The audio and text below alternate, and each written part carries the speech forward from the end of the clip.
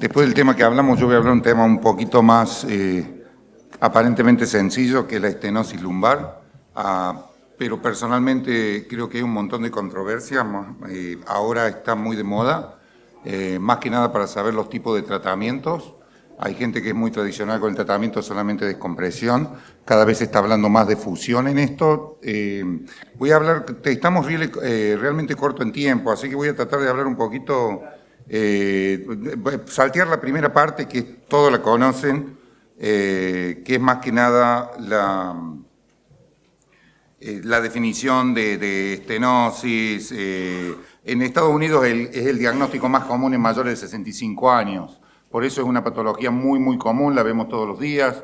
Es la causa más común en mayores de 65 años de terminar en cirugía. Hay estudios, muchísimos estudios. Yo no atiendo personalmente pacientes de Medicare o de PAMI, por eso no los tengo tanto, atiendo pacientes jóvenes, pero hay un gran problema con qué hacer con este tipo de pacientes. Es más, en el próximo SRS va a haber una de las mesas redondas de la confrontación es espondilolistesis degenerativa, descompresión sola versus descompresión y fusión. Yo le voy a dar mi idea. Esto es un poco de anatomía, todos sabemos cuál es la anatomía, dónde empieza. No quiero parar en eso. Esto un poquito, cuáles son las partes importantes en la estenosis lumbar. Sabemos que todo empieza por definición en el disco. Yo sé que hay otros tipos de estenosis que puede ser, pero la estenosis de conducto que nosotros conocemos, que es la espanoestenosis, empieza en el disco, se van degenerando los end plates de las vértebras, tenés osteofitos posteriores, se cae la faceta, el ligamento amarillo vaco y terminás con una, no solamente estenosis posterior, sino tenés una estenosis foraminal con una compresión del nervio dentro del foramen, ¿ok? Esto básicamente es la anatomía de la cauda-equina, que es una de las formas de presentación. Es realmente raro que tengamos esto, pero puede pasar. Tengo pacientes que vienen, estamos hablando de la estenosis de conducto degenerativa, congénita, no estoy hablando de la hernia de disco extruida que ocupa todo el canal y el paciente viene con la cauda-equina. Lo mismo de la anatomía, estamos viendo un corte cadavérico y ves lo apretado que está ahí. Básicamente, la clasificación hay 3 tipos que nos van a ayudar con el tratamiento. Puede ser central, el receso lateral o intraforámina, adentro del foramen. Alguna gente habla de que existe un cuarto tipo que es extraforaminal. Yo no la considero dentro de los 3 tipos. Ahí están todas con todas las medidas. Sabemos que el canal tendría que tener al menos 13 milímetros de diámetro anteroposterior, 10 milímetros o menos es una estenosis. Bueno, la clasificación, todos los tipos distintos de estenosis, todas las causas, congénita, adquirida, una de las más importantes, maybe la iatrogénica, de la que estamos muy acostumbrados. Y la presentación clínica. La más común, que es el paciente que va a responder mejor a la decompresión lumbar, es la claudicación neurogénica, que es el típico paciente que viene a vernos, que le duele la espalda, le va hasta la cola, le duelen los buttocks, no puede caminar más de medio bloque, se tiene que parar porque le duelen las 2 piernas. Es el paciente que yo siempre le hago la misma pregunta cuando va al supermercado y empuja el carro. Me siento mejor, no me había dado cuenta. Bueno, es el típico paciente con estenosis lumbar y mejora, sabemos, porque cuando flexiona se abre el canal, le da más espacio. Esos son algunos conceptos para tratamiento en el futuro. El dolor de cintura puede ser parte de la estenosis, realmente puede ser parte de la estenosis, pero más que nada relacionado con inestabilidad. Y el dolor radicular cuando tenemos compresión del nervio, más que nada dentro del foramen o en el receso lateral. La cauda-equina, del síndrome de la cola de caballo, es muy raro en la degenerativa, es muy raro que el paciente venga. Normalmente un paciente con un canal estrecho tuvo un accidente, un mal movimiento, se cayó y el disco salió, entonces comprimió más el poco espacio que tenía. Y eso nosotros lo consideramos emergencia, creo que acá no hay mucha duda con eso, 48 horas o menos lo llevo al paciente a cirugía. Estudios, las radiografías también para ver toda la patología, pero el estudio de elección es siempre la resonancia. Necesitas todos los estudios para saber no solamente el diagnóstico, pero también para ayudar con el tratamiento. Sabemos que puede ser la degenerativa, a veces tenemos esto, que es un quiste de la faceta, puede ser una hernia de disco que está comprimiendo también, pero esas son más agudas. Este estudio a mí me gusta mucho, casi no lo hacemos porque es muy agresivo, pero cuando tenés implantes viejos o paciente con un marcapaso que no puede hacer, para mí el mielograma, la tomografía con mielograma, uno está viejo, pero la gente más joven no lo quiere hacer, pero a mí me encanta, creo que se ve mucho mejor, más que nada si el paciente tiene implante como en este caso. Todos los otros estudios no sirven para nada, yo no los uso, alguien los describe. El treadmill o los estudios vasculares es nada más que para hacer diferencias entre el paciente que tiene problemas vasculares o la real estenosis, ¿no es cierto? Este es el otro punto. Yo he escuchado en muchos congresos, en muchos meetings diferentes, cómo yo veo un paciente con espanoestenosis en la oficina, cómo ese paciente va a ver sobre el futuro. ¿Qué le decía al paciente?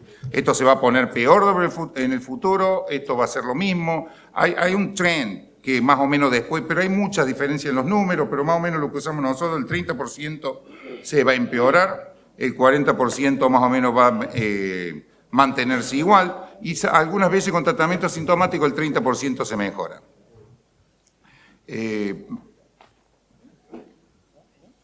Y los tratamientos, los nuevos estudios muestran que el paciente con cirugía, con descompresión temprana, tiene una evolución más rápida y están más satisfechos después de la cirugía. Este es el Sport Trial, Federico estuvo hablando de esto ayer, nosotros fuimos parte en el Hospital for Joint Disease NYU para parte del Sport Trial. La realidad con esto fue que hubo mucho crossover, que se cruzaron entre los quirúrgicos y los no quirúrgicos, fueron muchos años de seguimiento, no se pueden sacar muchas conclusiones de ahí, pero ellos hicieron 4 o 5 años después un segundo basado en todos los datos que tenían, que era solamente cómo trataste al paciente, no cuál pertenecía a cada grupo al principio, y los pacientes quirúrgicos mostraron estaban más contentos con el dolor y la función que los no quirúrgicos. Por eso las recomendaciones de cirugía actualmente. Tenés otros estudios dando vuelta por ahí, como Atlas, que vieron varios pacientes también, y que hablan de que el quirúrgico tiene mejor resultados que el no quirúrgico a los 4 años de evaluación, ¿ok? ¿Cuál es la evidencia? ¿Qué es lo que nosotros sabemos de esto? ¿Qué es lo que va a pasar? ¿Qué tenemos que pensar cuando vamos a operar o a decidir los puntos más importantes con un paciente de estos? Por supuesto, como hablé en la otra charla, no basar la cirugía en lo que ves en los estudios. Puede ser una estenosis terrible, pero el paciente no tiene síntomas reales, ese paciente no va a andar bien, no puede hacer una descompresión preventiva, es un paciente que fue creciendo por años, a menos que sea una espondilistesis o algo inestable. Por eso los síntomas es lo más importante. Si vos operás a un paciente sin muchos síntomas, los resultados no son buenos. Los pacientes que tienen más dolor y que tienen más compromiso del conducto raquídeo van a ser los que van a andar mejor. Pero por supuesto casi el 70% van a andar bien con tratamiento sintomático, o sea que siempre el paciente a menos que sea una emergencia, le tenés que ofrecer tratamiento sintomático. Todo el tratamiento no operativo, hacemos todo lo que sea. Yo personalmente uso las inyecciones, las epidurales, o si tienen radiculopatía, el nerve block. Yo creo que son válidos pacientes de 80 años que vienen con un terrible dolor, le haces 3 inyecciones por año, tiran 3, 4 meses, sabe que la sobrevida no va a ser grande, no les recomiendo cirugía a menos que sean realmente miserables. Es decisión más que nada del paciente, las uso mucho. Ahora vamos a la cirugía. ¿A quién vamos a operar? Cualquier paciente que falló con el tratamiento conservativo o que tiene dolor por 3 a 6 meses, normalmente los pacientes que yo veo ya vienen tratados por el médico por años o por meses y ya vienen cuando fallaron el tratamiento. Si tienen un déficit neurológico, que es evidente para todo, ¿y qué es lo que hacemos? Que ahí está la gran pregunta.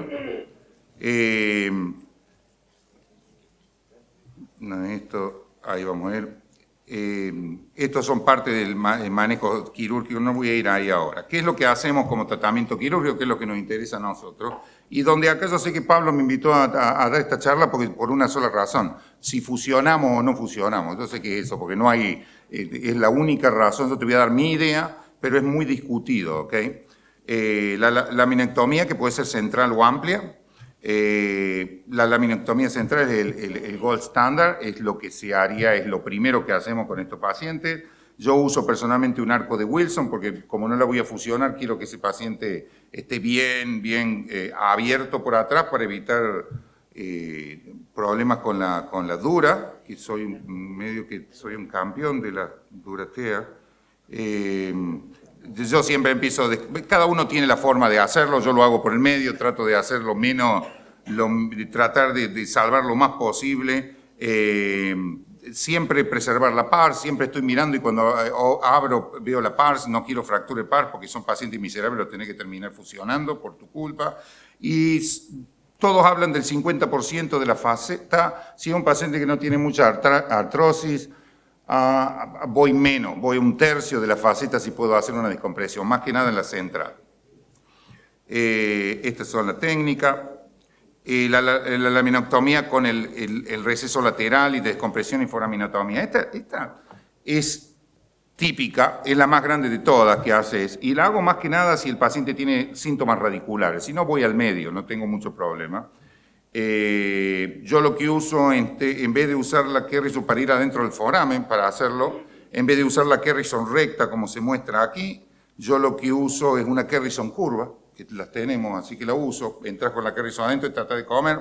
El problema mío con la decompresión, y espero que muestren algún caso similar, es el típico paciente de 80 años que viene a verte, miserable, que no puede caminar, una mujer flaca, activa, con una vida bárbara, la abuela perfecta, quiere verte porque no puede caminar, no tiene dolor radicular para nada, no puede caminar más de media cuadra, no puede ir a hacer las compras, típico, común. Entonces, ¿cuál es el tratamiento? Le hace una laminectomía. Ese paciente, sobre todo con mala calidad ósea, 80 años, la vida es, al menos en Estados Unidos, cada vez vienen más viejitos a verte.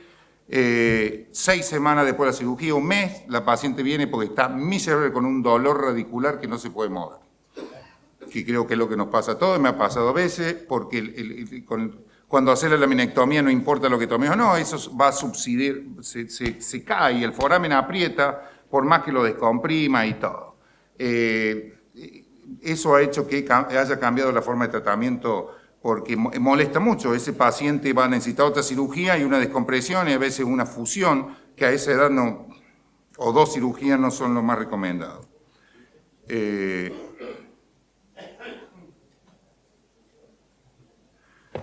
Laminoplastia. Personalmente no lo usamos. El doctor probablemente Tanaka lo puede explicar mejor que yo, es más que nada japonés. Hay muchos tipos de laminoplastia, estuve leyendo un poco, pueden hacer la central, que es la distracción. Han descrito la laminoplastia como en las cervicales, donde abren al costado, le ponen injerto de hueso y le ponen alambrado, aumenta el canal. Los resultados han sido no muy buenos, pero hay gente que lo sigue haciendo, sobre todo en pacientes realmente jóvenes, que trabajan con las manos, que son de construcción, pero no hay muchos estudios. Personalmente en Estados Unidos no se hace, no sé si aquí alguien lo hace. Y este es el tema, ¿qué hacemos? ¿Fusionamos o no fusionamos? Yo personalmente soy muy agresivo yo tengo la espondilolistesis grado 1 degenerativa, las radiografías son, no creo que la radiografía de flexión y extensión me determinen que el paciente es inestable o no. Tengo serias dudas con eso, quién hace la radiografía, cómo la hacen, si el paciente está en dolor o no. Yo fusiono todas, así sea un grado, así tenga las facetas grandes, toda, más que nada en gente joven, toda degenerativa, la espondilolistesis degenerativa le pongo tornillo y una caja y un TLIF. ¿Cuáles son qué es inestable? Nosotros tenemos un problema en Estados Unidos que los pacientes, por ejemplo, para autorizar cirugía, los accidentes de trabajo, los accidentes de auto, y tiene una espondilolistesis y quiere que sea inestable. Entonces dice, la radiografía me reportan, no es inestable. Y ese es el gran problema que tenemos, porque después la opero y la muevo y se mueve adentro, o le hago una laminectomía sola y se cierran, y la lámina crece de nuevo, porque crece de nuevo la lámina, y la cierra de nuevo, y lo veo al paciente a los 3 años, anduvo bárbaro primero, y a los 2 años viene de nuevo con la misma compresión. Entonces, ¿qué es lo que decimos como estándar, más que nada para la parte legal? 4 milímetros de diferencia entre flexión-extensión en el sagital, o el listesis lateral en la radiografía de frente, de 4 milímetros, no hace falta que se mueva, o que es muy importante, los 10 grados de angulación, porque todos medimos cuánto se mueve adelante y atrás. No, cuando hace flexión-extensión, si hay más de 10 grados de angulación cuando se mueve, comparado con el segmento que está arriba o abajo, que es el segmento sano, es inestable. Eso es por definición. Sí, es toda una pelea. Ahí está la listesis. Entonces, hay casos. Por ejemplo, este es un caso típico. Este es un hombre de 62 años significan el dolor de cintura, claudicación, radiculopatía de un lado, tiene una doble espondilolisteo, una espondilolistesis 4-5 mal degenerativa, la flexión-extensión se mueve, linda estenosis. Nadie tiene duda, este es un paciente quirúrgico, lo opera todo el mundo, nadie va a decir nada, se mueve por todos lados. Yo lo que personalmente es lo que yo hago, hay 1000 formas de tratamiento, yo le hago anterior-posterior a estos pacientes porque están muy colapsados, tratar de devolverle alguna lordosis, le pongo caja, tenía muy poco espacio, pude poner una caja biconvexa. Estos son 4Web, que son tridimensional, son muy buenas y no son caras. Titanio con Sporocoat, son de titanio, los resultados son muy buenos. Este paciente, el único problema que tuve como una nota, tuvo eyaculación retrógrada, pero tuve la suerte cuando vino a decirme era gay, homosexual, y estaba muy contentos él y el marido de que no eyaculara más. Muy contentos. Sí. No sabe. Dice, doctor, no, ¿qué está pasando? Le digo, bueno, gracias a Dios. Me aman. Pero bueno, eso pasa. Este es el otro caso. Esta es una mujer de 64 años, con claudicación y dolor de cintura. Pero la claudicación es lo más importante. Este caso yo lo presenté en mi boards. Y medio que los pasé sin ningún problema, pero antes de ir a los boards se lo muestro a Enrico, que era el jefe, para ver los casos, para discutir, y me dice, ¿por qué va a presentar ese caso? Una locura. Presentarlo ahí porque no tiene movimiento, tiene una espondilolistesis, y la fusiono, yo lo fusiono a todo. Esta mujer anduvo excelente, se le fue todo el dolor, siempre le ponemos caja expandible. En el pasado no he fusionado estos casos, y he tenido pacientes, sobre todo jóvenes, que se cierran de nuevo y ya son una complicación para hacerlo de nuevo. Eso es personalmente, más que nada si tienen un disco todavía. Si no tienen disco, están totalmente colapsados, por ahí no tienen tanto movimiento. Pero este es un paciente que teóricamente no se movía, pero cuando entré a la cirugía se movía sin ningún problema. ¿Ok? Y por último, bueno, el dispositivo en el cuerpo, que yo lo uso de rutina, para aumentar las chances de fusión. Cada vez que fusiona un paciente lo uso de rutina. ALIF o TLIF o PILIF es la razón más importante. Y con los dispositivos expandibles, que es lo que usamos ahora, yo los uso de rutina, uno solo al medio, le podés dar la lordosis que quiera, ya no lo pongo más adelante, porque cambió la historia, cuando lo pongo adelante lo lleno de hueso. le pongo todo el injerto y el dispositivo lo pongo lo más atrás posible, me da más lordosis mientras más atrás porque es al revés de lo que era el banana que usábamos antes. Te da más lordosis y anda mucho mejor. Te da lordosis y la fusión es mejor porque el hueso, la fusión normalmente no se hace a través de la caja. Y la próxima es esta, los interespinosos. Yo no he tenido, soy muy joven para el X-Top, no sé si alguno es más grande que yo. Sí lo he visto, bueno, no lo he puesto, no te rías. No lo he visto, el principio del interespinoso es que te va a abrir, te va a dar un poco de flexión, de extensión, entonces te va a abrir el conducto. El X-Top creo que no anduvo porque es rígido. Lo que nosotros hicimos estudio en el hospital nuestro y fuimos parte de la autorización y todo, es esto es lo que yo he usado un par de veces, el Coflex, que es más dinámico que el X-Top. Lo he usado un par de veces, los resultados no son malos, tiene una sola indicación que es espondilolistesis grado 1, estable, con una estenosis que no sea terrible. Entonces vos entras, le haces una laminotomía bilateral y le pones el aparatito. ¿Andan? Andan, porque básicamente lo que hace es cambiarte la lordosis y te abre la parte de atrás. No lo usamos mucho, ¿ok? Muchas gracias. Muchísimas gracias, doctor Macaño. Bueno, estamos con muy poco tiempo, hay tiempo para 2 preguntas. 2 preguntas. No más. Bien. Sí. Ángel, por acá. Mesa 6, acá de este lado. De acá. Acá. Sí, acá. Dale. Una pregunta. En ancianos o en adultos tardíos con estenosis, ¿utilizan BMP? Porque se han mostrado cosas en los foros internacionales que por ahí la reacción...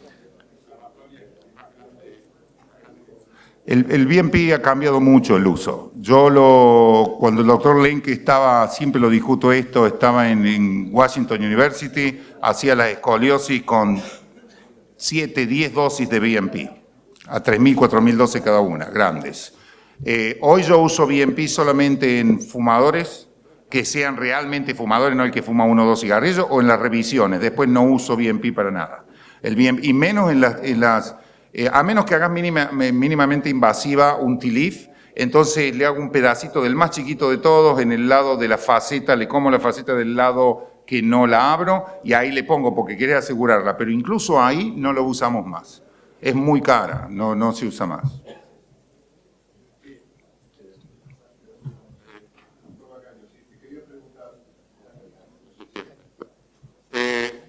Presentación. Quizás cajas intersomáticas cuando decidís la fusión. Tenés en cuenta la decisión, la calidad ósea del paciente que vas a tratar y tenés algún límite de edad para decidir colocar una caja intersomática, porque en nuestra experiencia hemos tenido casos de subsidencia en pacientes añosos o de mala calidad ósea. Entonces quería saber si tenés en cuenta esos dos aspectos, ¿no? Cuando decís subsidencia es que rompe el emplate. Sí.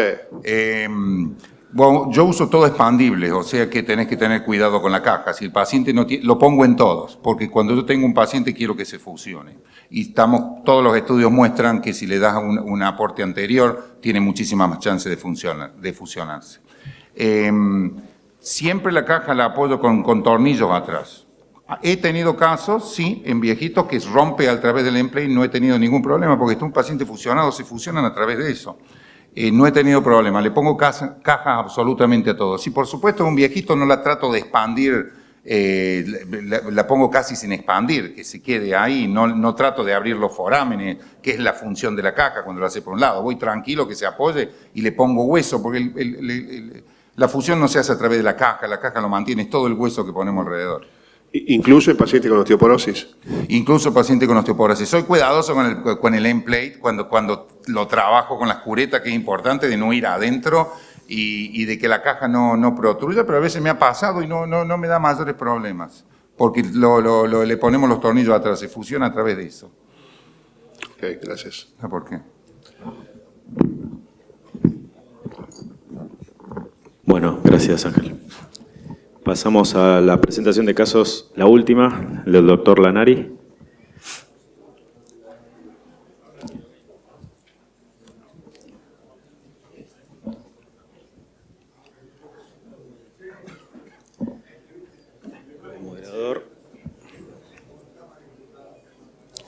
El moderador es el doctor Guillermo Cardinali. Y en las mesas, bueno, no sé si quedamos muchos. Los que pueden, acérquense y discutimos si es posible, doctor Lanari, un caso en virtud del tiempo. Y bueno. ¿Uno solo? Sí, tenemos. Bueno, buenas tardes. La realidad es que tenemos varios casos. Le voy a pedir al doctor Fernando Ramírez, fellow de mi grupo, que nos ayude con la presentación. No, ¿cómo pasa?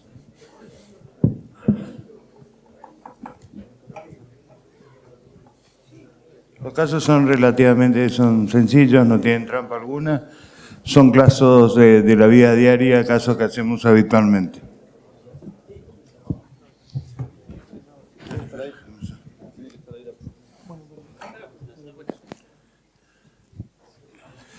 Bueno, el primer caso, no sé.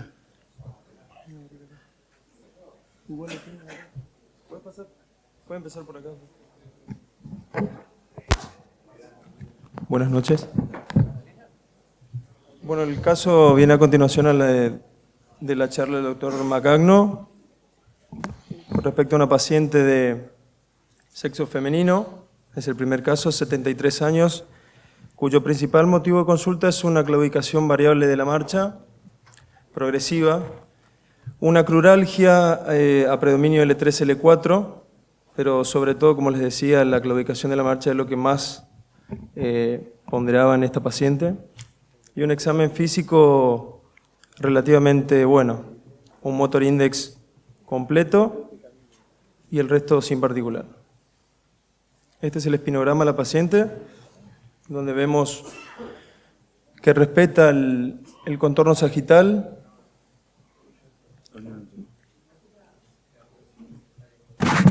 La idea de presentar casos de estenosis en columna balanceada, nos guiamos muchísimo por el NuvaMap y la realidad es que pocas veces uno ve un NuvaMap tan en verde, donde los valores pélvicos, las relaciones, están excelentemente dentro de valores normales. Continuamos con los exámenes, lo que es la radiografía anteroposterior y la resonancia. Si alguno quiere opinar. El objeto de ir más rápido es una estenosis del canal lumbar bajo, desde L3 a L5S1. Es un canal estenótico tipo 3, donde asocia cambios degenerativos a una estenosis del canal relativa. Es una paciente sintomatológicamente y neurológicamente intacta, pero con mucha sintomatología. Resistió el tratamiento médico conservador, que incluyeron un bloqueo facetario, corte a nivel del tercer disco, con una estenosis en los 3 segmentos, central en zona 2 y foraminal, corte a nivel del cuarto disco, con una estenosis importante, corte a nivel del quinto disco, con una estenosis también en los 3 niveles. Es un canal estenótico extendido a 3 niveles, y la realidad es que este es un caso de la habitualidad. El diagnóstico es una estenosis canal lumbar central, zona 2 y foraminal, extendida a 3 niveles, claudicación neurológica en la marcha. Y lo que me gustaría discutir con ustedes sí son las alternativas de tratamiento. Pensamos si este paciente necesita una cirugía convencional, necesita una cirugía mínimo invasiva, necesita el tratamiento del único nivel que tiene sintomático predominante, que es el L3 izquierdo, o si verdaderamente una liberación simple o una liberación más fusión es lo que estaría indicado. Feli, tenía... La bandera del doctor Tanaka. Feli, ¿tenía CPE? ¿Cómo? ¿CPE? ¿Ciático poplito externo? ¿Tenía caída del pie? ¿No? No tenía. Neurológicamente intacta. Bueno. Dolor por examen neurológico normal. Perfecto. Entonces, 2 minutos para las mesas. A ver, Como es un caso simple, 37 segundos a partir de ahora.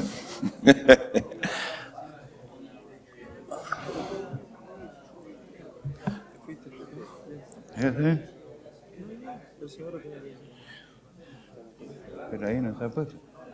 Poné la bandera de Tanaka ahí. Esa.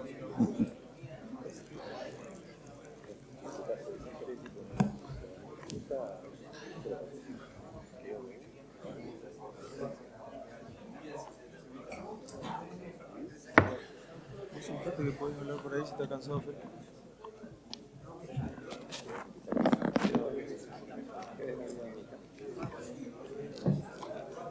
¿Alguna de las mesas quisiera opinar ya, por favor? Acá, espera. ¿Qué necesitas, Feli?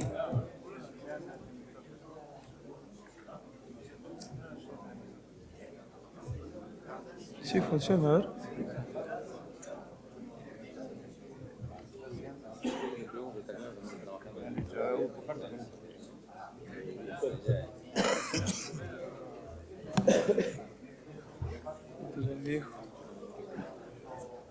Bueno,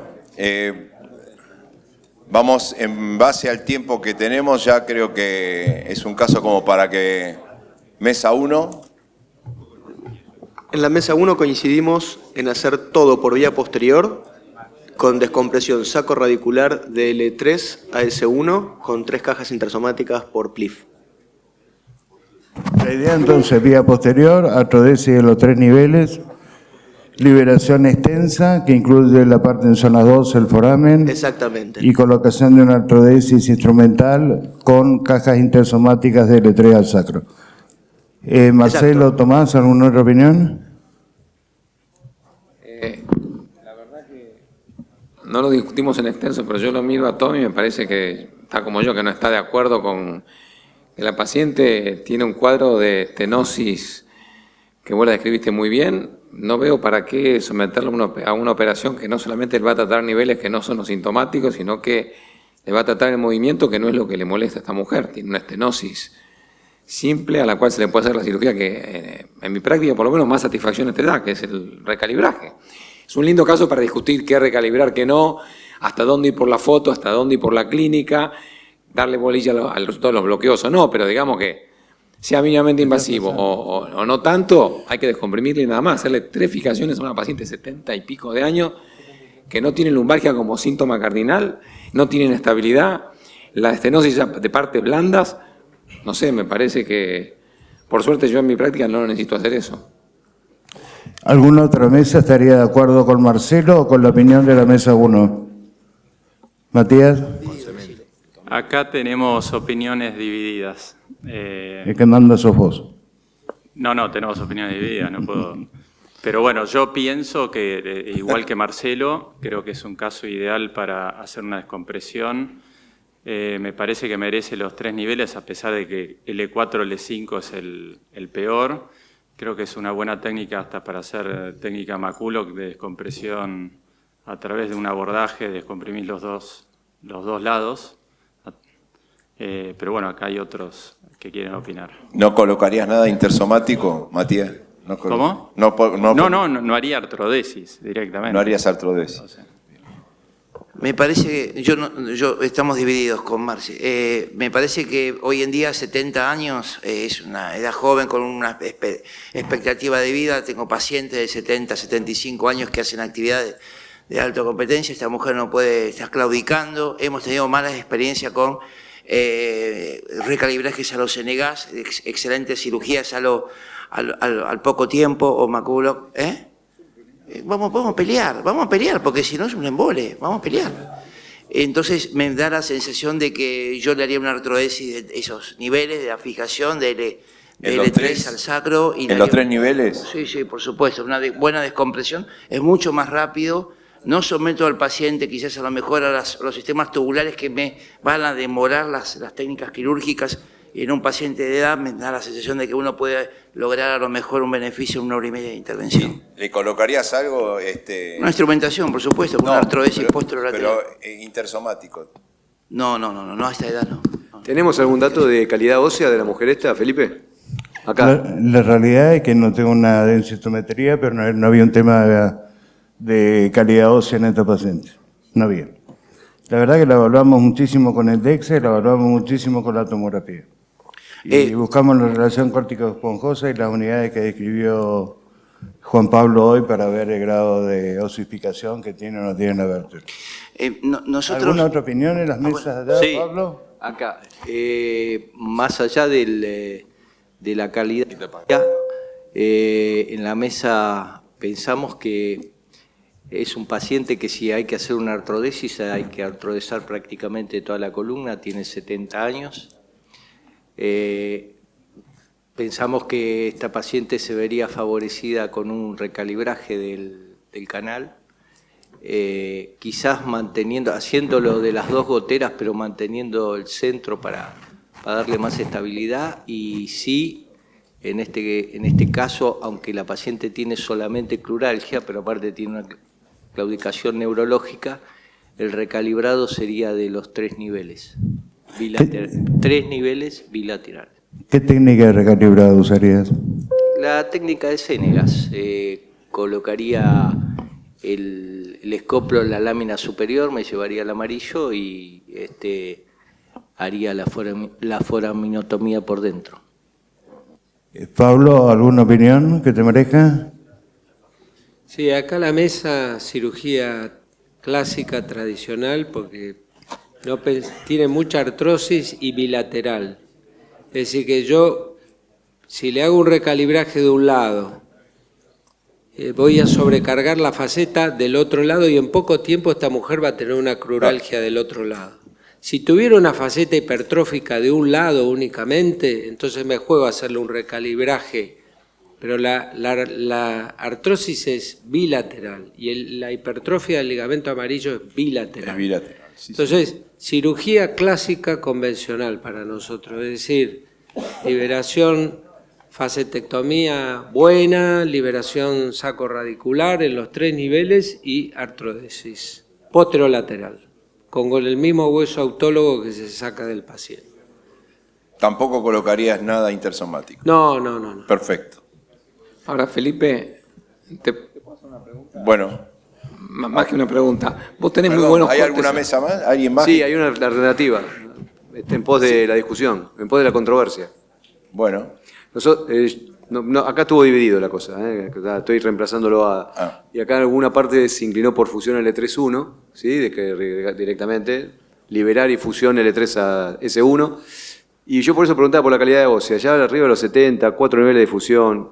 Para mí es el tema de los que proponen una artrodesis vía posterior, es como que hay un riesgo aumentado de aflojamiento sacro. El tornillo del sacro a los 73, yo tengo un índice de aflojamiento bastante más de lo que deseo. Entonces le haría una fusión corta. El 5.º disco creo que es insalvable, ya que el 5.º está muy deteriorado. Y entonces sí, el 5.º espacio lo liberaría y le haría una fusión L5-S1, pero los otros niveles, 3.º y 4.º, los recalibraría y sí pondría 2 interespinosos. Marcelo, te quería pedir, a los fines de que todos tratemos de ver las mismas cosas y de discutir, ¿podés poner el corte axial del 3.º? Ahí, digamos, yo creo que en la descripción vos dijiste que el dolor lumbar no era un problema serio de esta paciente, que era una clínica de estenosis.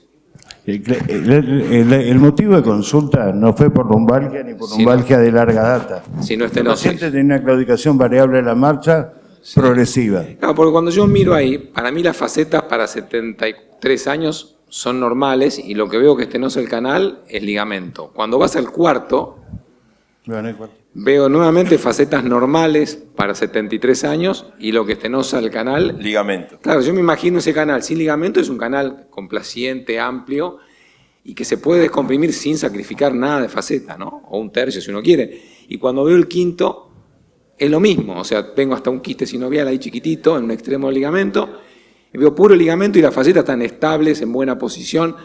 De vuelta, no entiendo por qué queremos fijar a una paciente que no tiene lumbalgia, que se puede descomprimir sin inestabilizar, que no tiene inestabilidad en los estudios y que no tiene clínica de estenosis.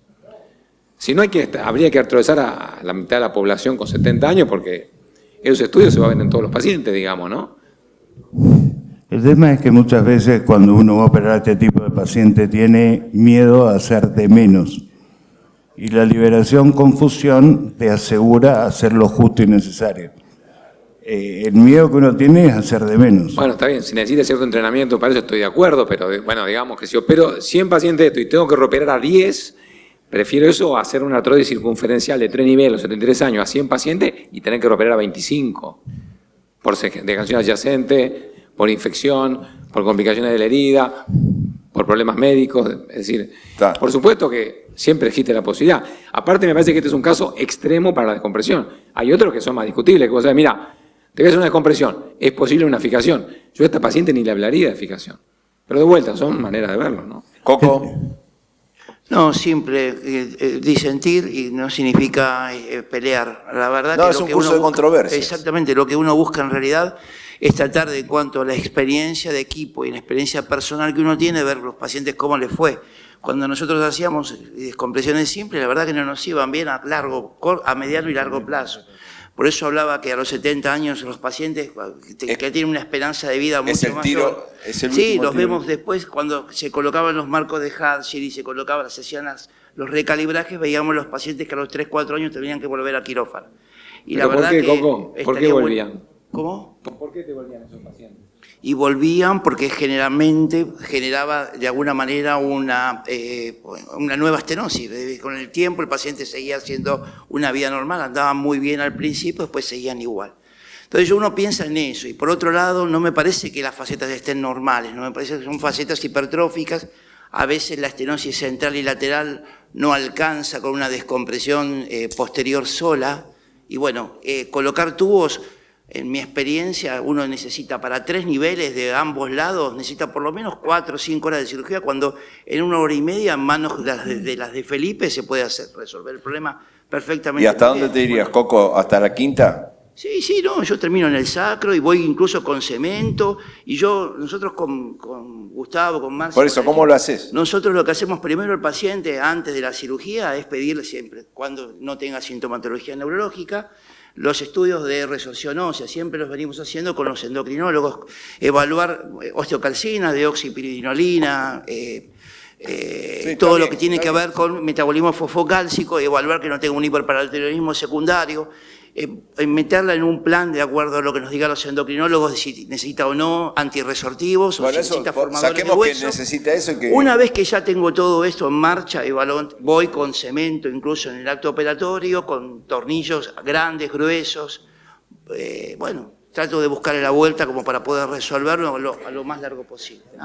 Bueno, podemos ver, Félix, por el tiempo, a ver cómo lo resolviste. Como saben, la agresividad me caracteriza. Pero lo que hicimos fue una técnica contra la... Bueno, ganó la no instrumentación, que es el acceso, lo que hicimos, habían comentado, un acceso unilateral con descompresión bilateral de 3 niveles, técnica tubular asistida con un microscopio.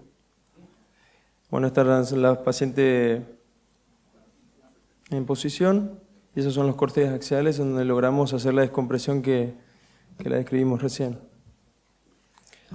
Estas son radiografías. Bueno. ¿Cuánto tardaron, chicos? 2 horas de Contá un poquito la estrategia, me parece muy interesante. Creo que le descomprimiste, perdón, acá en la 2. 3 niveles. Le descomprimieron por El 2. L3, L4, L4, L5, L5, S1. Los 3. Están ahí puestos los niveles. La realidad es que esta técnica la aprendí de vos, Marcelo. Marcelo usa una técnica over the top donde la descompresión bilateral a través de un acceso unilateral da un resultado excelente. Comiendo la base de la espinosa, uno aborda tanto un foramen como el otro foramen. Es una técnica muy buena en pacientes con una columna estable, sin inestabilidad oculta, con una estenosis que parecía más que la hipertrofia facetal o las inestabilidades ocultas de la listesis con facetas asimétricas, parecía una columna muy normal. Y creo que el resultado hasta ahora viene excelentemente bien.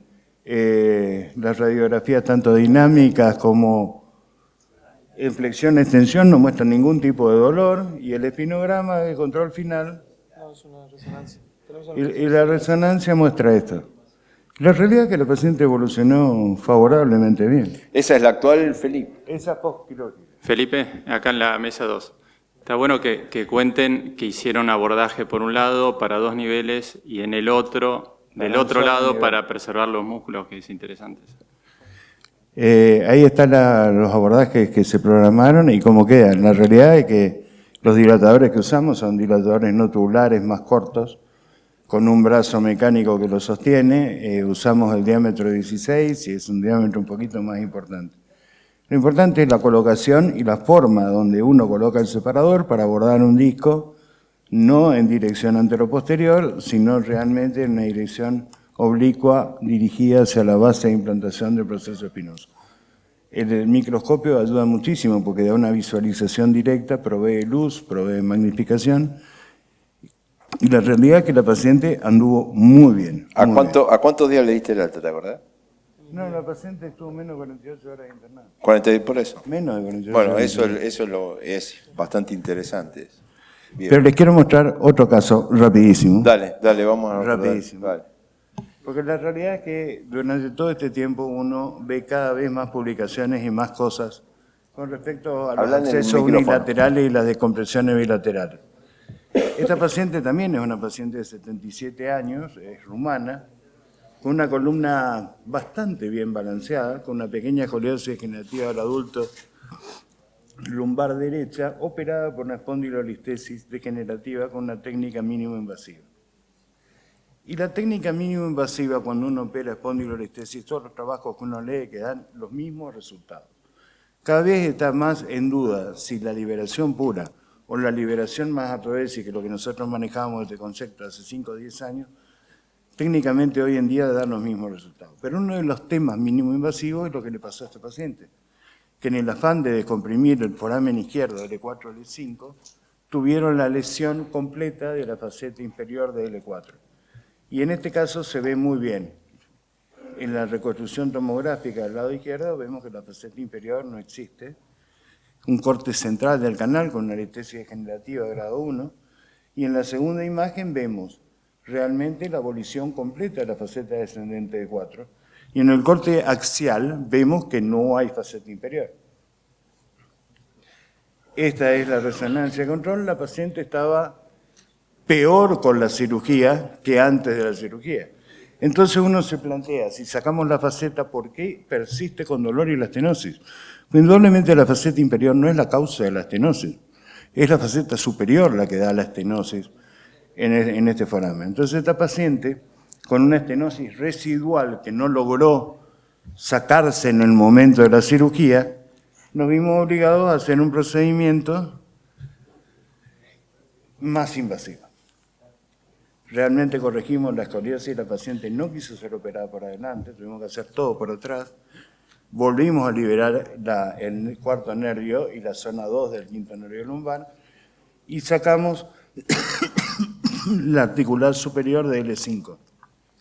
La paciente salió de la cirugía sin ningún tipo de dolor irradiado a la pierna. Este es el Novamap y vemos que los valores angulares son bastante potables. La evolución de la paciente excelente y esta es la resonancia de control de la paciente en el postoperatorio alejado. Pasamos de una cirugía mínimo invasiva con lesión de una faceta a una artrodesis de 4 niveles. Esto nos obligó a buscar literatura por todos lados. Y la realidad es que no hay diferencia en la progresión o la posibilidad de progresión de un deslizamiento con cirugía de acceso unilateral con descompresión bilateral. El ODI con el VAS no difieren en las técnicas convencionales que las técnicas uni o bilaterales de compresión sean clásicas o tubulares. La unilateral da menor sangrado y menor tiempo quirúrgico y el riesgo traslacional en el acceso unilateral con descompresión bilateral es exactamente nulo. Yo no los quiero aburrir, pero la realidad es que los invito a buscar este tema porque es fascinante. Todos los criterios que nosotros manejábamos, que la espondilolistesis, cuando consideramos grado de inestabilidad como la simetría de la faceta con hipertrofia, sin una inestabilidad dinámica severa, tienden a mejorar muchísimo con la descompresión pura. sea tubular a través de un acceso unilateral con descompresión bilateral over the top o con una descompresión clásica. Bueno, creo que ya en base al tiempo te agradecemos, Félix, como siempre, muy claro.